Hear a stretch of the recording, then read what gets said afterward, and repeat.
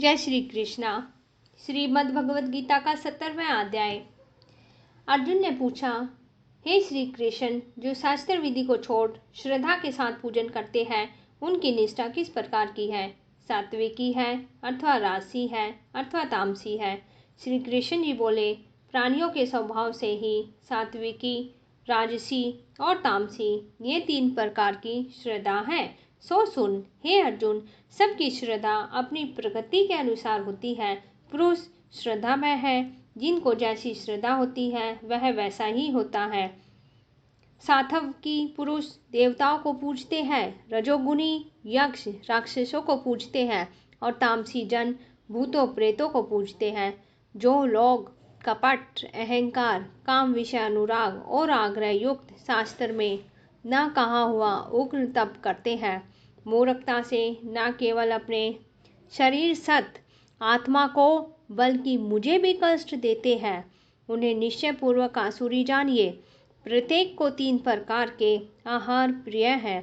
उसी प्रकार याग, तप और दान भी 3 प्रकार के हैं। उनके भेद सुनिए। आयु, स्तव, बल, आरोग्य, सुख और प्रीति को बढ़ाने वाले रस, घृत युक्त, पोषक और आनंददायक आहार सात्विकों को प्रिय है।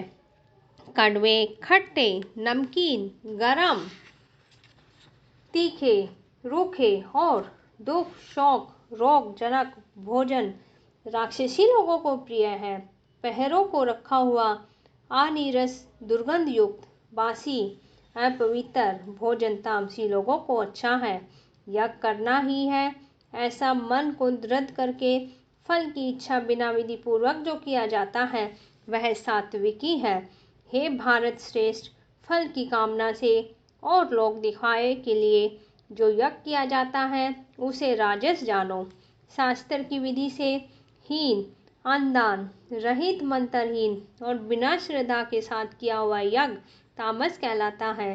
देवता, द्विज, गुरु और विद्वान इनका पूजन पवित्रता, सरलता, ब्रह्मचर्य और अहिंसा का आचरण करना शारीरिक तप है। जिस वाक्य से किसी का दिल ना दुखे, सत्य, प्रिय, हितकारी भाषण और स्वाध्याय का अभ्यास वाचिक तप है। मन की प्रसन्नता, चित्त की शांति, मौन, आत्मनिग्रह और निष्कपट रहना यह मानसिक तप है। ये तीनों प्रकार का तप यदि श्रद्धा से फल की इच्छा त्याग कर और योग युक्त होकर किया जाए तो वह सात्विक तप कहलाता है। जो अपना आदर और बड़ाई कराने के लिए दंभक पूर्वक किया जाता है, यह क्षणिक तप राजस है। जो दुराग्रह से आत्मा को कष्ट देके या दूसरों के नाश के लिए किया जाए उसे तामस तप कहते हैं।